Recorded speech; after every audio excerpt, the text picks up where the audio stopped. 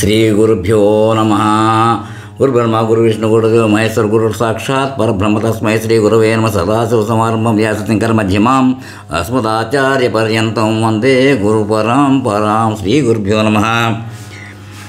మా పుణ్యక్షేత్ర దర్శనాలు ఒకటో ఎపిసోడ్ అయిపోయింది. ఒకటో ఎపిసోడ్లో ఏం చెప్పుకున్నామంటే మా పడవ ఆ లాంచీతో వస్తున్న నీటి ప్రవాహానికి కూడా మా పడవ ఇంకా పైకి ఎగసి పడుతూ ఉంటే మేమంతా చాలా భయపడిపోయాం.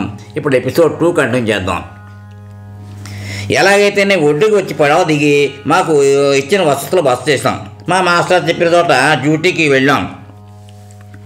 నాకు స్వామివారి దగ్గరలోనే డ్యూటీ వేయడం, ఆ స్వామివారి కళ్యాణం చూడడం, పర్వదినాల్లో సముద్ర స్నానం చేయడం నా బహుజన్మల పుణ్యఫలమని తెలియజేసుకుంటూ ఉన్నాను. కానీ నా అదృష్టం కొలది ఇదే క్షేత్రానికి నేను నా కుటుంబంతో మళ్ళీ రావడం, అలాగే బంధువులతో కూడా వచ్చి చక్కటి దర్శనాలు చేసుకుని మా నాన్నగారి పేరు అన్నదానానికి కొంత ధనం విరాళం ఇవ్వడం కూడా జరిగింది ఇక్కడికి. దాంట్లో తర్వాత అక్కడ ఉండే క్షేత్రంలోనే శ్రీ గుర్రాలక్క గుడి అంతర్వేది. ఇక్కడికి దగ్గరలోనే అంతర్వేదిలోనే గుర్రాలక్క గుడి కూడా ఉంది. ఆ అమ్మవారి దర్శనం కూడా చేసుకున్నాం. నిజానికి అశ్వారూఢాంబికాదేవియే గుర్రాలక్కన పిలువబడుతోంది. ఈ మూర్తిలో మనకి ఆ తల్లి మూర్తి కొంచెం వంకరగా కనబడుతుంది. దీనికి సంబంధించిన విషయం క్లుప్తంగా నాకు తెలిసింది చెప్పడానికి ప్రయత్నిస్తాను. శ్రీ లక్ష్మీనరసింహస్వామిని వశిష్ఠ మహర్షి హిరణ్యాక్ష కుమారుని ఆగడాలను అరికట్టవలసిందిగా ప్రార్థిస్తే ఆ స్వామివారు వచ్చి తన చక్రంతో వధిస్తాడు. కానీ ఆ రాక్షసుడు తన వరప్రభావంతో తన నుంచి కారుతున్న రక్తంతో తన స్వరూపాలే అనేక మంది తిరిగి పుట్టి యుద్ధానికి వస్తుంటే శ్రీహరి తన మాయాశక్తి అశ్వారూఢాంబికాదేవితో ఆ రాక్షసుని రక్తాన్ని పూర్తిగా తన నాయలిక ద్వారా కిందకి పడనీయకుండా పూర్తిగా తాగి రాక్షస సంహారాన్ని కారకురాలుగా చేశారట. ఆ మాయాశక్తి సాక్షాత్తు విష్ణుమూర్తి చెల్లెలు అశ్వారూఢాంబికాదేవి. ఇక్కడ సంగమ ప్రదేశంలో గోదావరి నీళ్లు ఎర్రగాను, సముద్ర నీళ్లు నల్లగాను ఉంటూ చూపర్లకు ఒక మనోహర దృశ్యంగా గోచరిస్తుంది. దాన్నే అన్నా చెల్లెలి కట్టడానికి పిలుస్తారు. ఇలా రాక్షస సంహారం అయ్యాక ఈ క్షేత్రాన్ని సీతాచంద్రుడు, అర్జునుడు మొదలైన మహాపురుషులు దర్శించినట్లు స్థల పురాణం చెబుతోంది. శ్రీ గుర్రాలక్క గుడికి నాకు తెలిసిన కథ. ఇక్కడ ఉన్న గుర్రాలక్క గుడిలోని మూర్తిని గురించి ఒక చిన్న సామెత లాంటిది ప్రచారంలో ఉంది. అదేమిటంటే, ఎప్పుడైనా ఎవరైనా కోపంతో తన మూర్తిని వంకరగా పెడితే అప్పుడు ఏమిటి ఆ గుర్రాలక్క మూర్తి నువ్వును అని అంటారు. ఇలా మూతి మూడవడం ఎందుకు అంటే, శ్రీ లక్ష్మీనరసింహస్వామి వారి రాక్షసవధ అనంతరం వశిష్ఠ మహర్షి కోరిక మేరకు ఇక్కడే వెలిసి తన కళ్యాణం చేసుకుంటున్నప్పుడు ఈ అశ్వారూఢాంబికాదేవి దేవికి తెలిసి ఇది తెలిసింది ఆవిడకి. ఈ అశ్వారూఢ కళ్యాణం చేసుకుంటారు. ఈ అశ్వారూఢాంబికాదేవికి తెలిసి పెద్ద గొప్పలే అన్నట్టుగా మనం మూతి పక్కకు తిప్పినట్లు ఆవిడ కూడా కొంచెం తన హావభావాలు తెలియజేయడమే ఇక్కడ విశేషం. ఈ స్థితిలో ఉన్న తన చెల్లెల్ని ప్రతి సంవత్సరం తన కళ్యాణ రోజున రథం మీద వచ్చి చూసిన తర్వాత స్వామివారి కళ్యాణం జరుపుకుంటారు. ఇక్కడ పేరూరు ద్రావిడుల బ్రాహ్మణుల తప ప్రభావం. ఇది ఎవరో చెప్పిన కదా. పూర్వం ఒకసారి స్వామివారి దివ్యరథం అన్నాచెల్లెలి గట్ట ప్రాంతానికి వచ్చినప్పుడు తన రథచక్రాలు దాని అవే ప్రయత్నంగా రథం నుంచి విడిపోయి సముద్రంలో వెళ్ళిపోయాయట. వాటిని బయట తీయడానికి చేసే ప్రయత్నాలను విఫలమైపోయింది. అయితే ఈ సమయంలో మా కోనసీమ ద్రావిడికి నేమాని పేరూరు వంశస్థులు ఉత్తమ తప ప్రభావంతో స్వామివారి రథచక్రాలను సముద్రంలోంచి బయటకు తప్పించారట. అప్పటి నుంచి యథాప్రకారం రథయాత్ర కొనసాగిస్తున్నారు. కానీ ఈ విషయం శ్రీ నేమాని వారి గంటల పంచాంగంలో ఈ విధంగా రాశారు. భీష్మ ఏకాదశి అంతర్వేది తీర్థం శ్రీ లక్ష్మీనరసింహస్వామి వారి సముద్రగామి అయిన చక్రము క్రీస్తు శకం 14వ శతాబ్దంలో మా వంశీకులు పేరూరు గ్రామక వాస్తవ్యులు శ్రీ నేమాని స్వామియాజుల చేనులు గారు దీక్షతో తపస్సు చేసి చక్రమును తీసి స్వామివారికి సమర్పించిన పుణ్యదినం.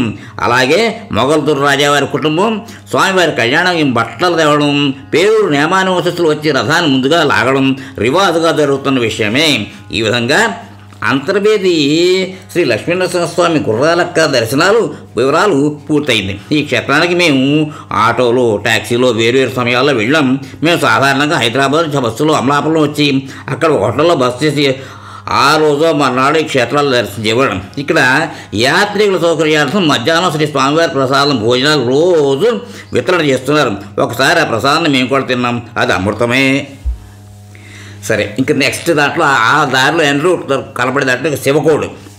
శివకోడు అనే గ్రామం వస్తుంది. అక్కడ ఉన్నది కూడా మేము చూసినంత దాన్ని ఇప్పుడు ఇంకొక క్షేత్రం కింద రాస్తున్నాం.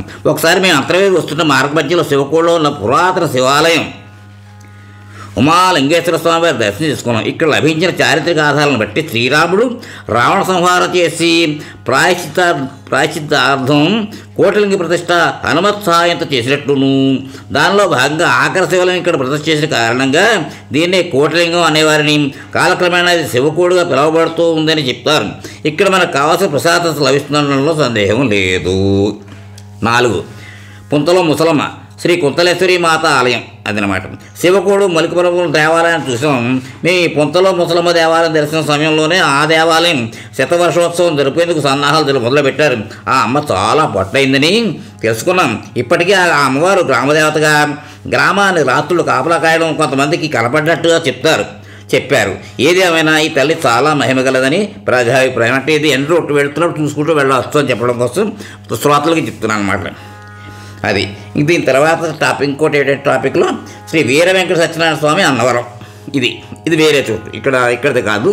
తూర్పుగోదావరి అన్నవరం అక్కడ వచ్చినా ఇక్కడ దాంట్లో ఈ ఏరియాలో వెళ్ళిన దాంట్లో కనపడ్డ దేవాలయాలు చూసాం. ఇక్కడ క్షేత్రాలు చూసి రాశాను. ఇప్పుడు ఇక్కడ వీర వెంకట సత్యనారాయణ స్వామి అన్నవరం. ఈ క్షేత్రాన్ని నేను బిఏ చదువుతున్న రోజుల్లో మా ఊరు కన్నగారు అబ్బాయి బాబి నాతో మనం అంతా సైకిల్ మీద అన్నవరం పెడదామా అన్నాడు. నేను సరే అని నాతో పెదనాన్నగారు రమణతో కలిసి ఓ రోజు సాయంత్రం సైకిల్ అద్దెకి తీసుకుని బయలుదేరాను. మేము సాయంత్రాన్ని కోటిపల్లి రేవు దాటి, అంటే ఇప్పటి యానావంతెన దగ్గరే ఉన్న గోదావరి రాత్రి కాకినాడలో మెయిన్ రోడ్డు పక్కన ఉన్న ఒక అరుగు మీద పడుకుని మళ్ళీ తెల్లవారాక ప్రయాణాన్ని కొనసాగించి అన్నవరం చేరుకుని స్వామివారి దర్శనం చేసుకుని తిరుగు ప్రయాణంలో పేరమాగ్రహారంలోకి వచ్చి ఒక బ్రాహ్మణ ఇంటి అరుగు మీద పడుకుని తెల్లవారుజామున బయలుదేరి మా ఊరు చేరుకున్నాం. అంటే మా ఊరు నుంచి సుమారు 120 కిలోమీటర్లు వెళ్ళి అలాగే 120 కిలోమీటర్లు తిరిగి వచ్చాం. ఇది నా అన్నవరం ప్రథమ యాత్ర. అయితే నేను మా కుటుంబ సభ్యులతో చాలాసార్లు ఈ క్షేత్రాన్ని ఆ స్వామి అనుగ్రహంతో దర్శించుకున్నాం.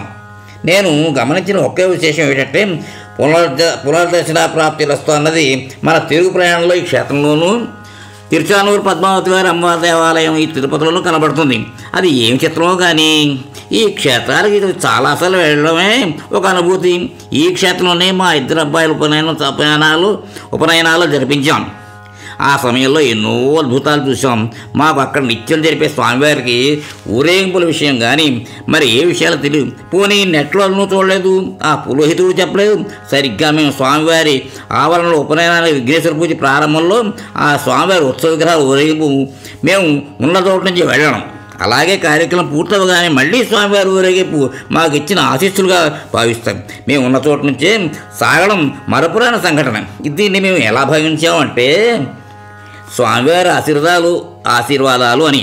ఇలాగే ఈ క్షేత్రంలో ఒక ఏకాదశి నాడు కళ్యాణోత్సవం అందరితో పాటు జరిపించడంలో నిజంగా మా ప్రయత్నం ఏమీ లేదు. అదంతా పరమాత్మ కృపే. అక్కడే ఉన్న సోలార్ గడియారం ఇంగ్లీష్ వాడు కట్టినదని చూసాం. అక్కడి నుంచి చుట్టూ చూస్తే మనకి పంపానది కనబడుతుంది. ఈ ఆలయాన్ని కొన్ని సంవత్సరాల క్రితం ధ్వజస్తంభం ప్రతిష్ఠ చేసి తగిన మరమ్మతులు చేసి విశాలంగా హాల్స్ కట్టారు. అందుచేత 2-3 అంతస్తుల్లో సత్యనారాయణ స్వామి వారి కళ్యాణోత్సవాలు నిరంతరంగా వేరువేరు ఛార్జీలతో కొనసాగిస్తున్నారు. నిజంగా ఈ స్వామివారు త్రిమూర్తి స్వరూపమే. మేము రఘు సాయి ఉపనయనాలకు వచ్చినప్పుడు రైల్లో వచ్చి అక్కడి నుంచి ఒక టెంపోలో ఆలయానికి వచ్చాం. అయితే మేము మిగిలిన సమయాల్లో అమలాపురం నుంచి రాజమండ్రి నుంచి ట్యాక్సీల్లో వచ్చాం. ఇలాంటి యాత్రల్లో దారిలో చూడదగ్గ ప్రదేశాలు కూడా చాలానే చూసేవాళ్ళం.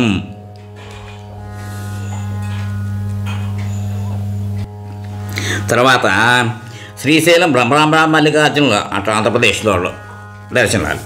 నేను నా శ్రీమతి తలంపుగా శ్రీశైల మహాక్షేత్ర దర్శనం చేసుకోగలిగాం.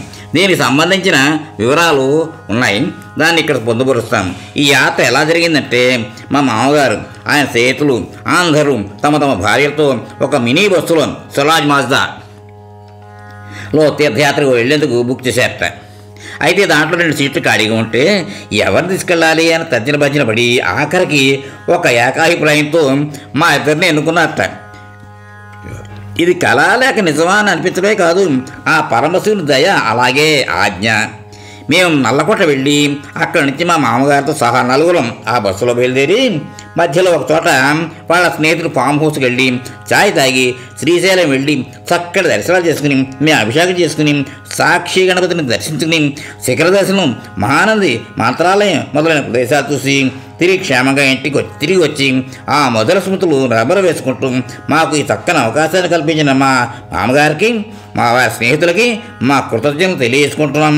అయితే మేము కేదార్నాథ్, కృష్ణేశ్వరు, పర్వత క్షేత్రాలు తప్ప మిగిలినవన్నీ ఒక్కసారి గట్టి ఎక్కువగానే ఆ భగవంతుడి కృపతో దర్శించుకున్నాం. అందుచేత ఒక్కొక్క యాత్రలో వివిధ రకాలైన అనుభవాలు, అలాగే ఇక్కడికి దగ్గరలో ఉన్న ఇష్టకామేశ్వరి మాత దర్శనం కూడా మా కుటుంబ సభ్యులు నేను, రఘు, శుభ సాయి చేసుకున్నాము. ఇప్పుడు ఇంకో క్షేత్రం గురించి జగన్మోహిని చెన్నకేశవ స్వామి ర్యాలీ. భాగవతంలో చెప్పినట్టు శ్రీ మహావిష్ణు మోహిని అవతారంలో దేవతలకు అమృతాన్ని పంచడం జరిగినప్పటికీ ఆ ముగ్ధ మనోహర రూపం ఎంతటి వారినైనా మోహపరవశులు చేయడమే కాదు, అలాంటి దివ్యరూప దర్శనం ఒక గొప్ప అనుభూతి అని చెప్పడంతో మహాదేవుడు ఆ దివ్య సుందర రూపాన్ని చూపించమని విష్ణును కోరడంతో ఆయన తన జగన్మోహిని అవతారం చూపడంతో ఆ పరమశివుడు కూడా మోహపరవశుడు అవడం, ఆ సమయంలోనే జగన్మోహిని జడలోంచి ఒక పుష్పం రాలడం, తత్కారణంగా అయ్యప్ప స్వామి జననం ఆయన జరిగింది. ఈ విధంగా పువ్వు రాళ్ళ చేత రాలి అని మాట రాలి అన్న పేరు వచ్చింది. పైగా ఈ క్షేత్రాన్ని బదిలీల క్షేత్రం అంటే ఎవరికైనా బదిలీలు కావాలంటే ట్రాన్స్ఫర్స్ కావాలంటే ఈ స్వామివారి దర్శనంతో తమ పనులు పూర్తవుతాయంటారు. ఈ జగన్మోహిని విగ్రహం స్వయంభూ మరియు శాలిగ్రామంగా చెప్తారు. ఈ విగ్రహం ఎంత అందంగా ఉంటుందంటే నేను మాటల్లో చెప్పలేను. అది నిజంగానే జగన్మోహినే. ఈ క్షేత్రం దర్శించవలసిందే. ఇక్కడ స్వామివారి కాలి బొట్టం రేల నుండి ఇచ్చే నీరు స్రవిస్తూనే ఉంటుంది.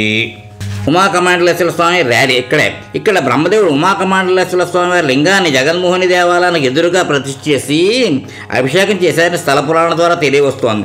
ఈ విధంగా శివకేశవులు ఎదురెదురుగా ఉండడం ఒక ప్రత్యేకత. అయితే జగన్మోహిని విగ్రహం కాలిబొట్టం వేల నుంచి నిరంతరం నీటిధార వస్తూనే ఉండడం, అలాగే ఉమాకమాండలేశ్వర స్వామివారికి చేసిన అభిషేక జలాలు ఎక్కడికి వెళ్ళిపోతాయో ఎవ్వరికీ తెలియకపోవడం భక్తులందరినీ ఆశ్చర్యచకితులు చేస్తున్న వాళ్ళలో ఏమాత్రం సందేహం లేదు.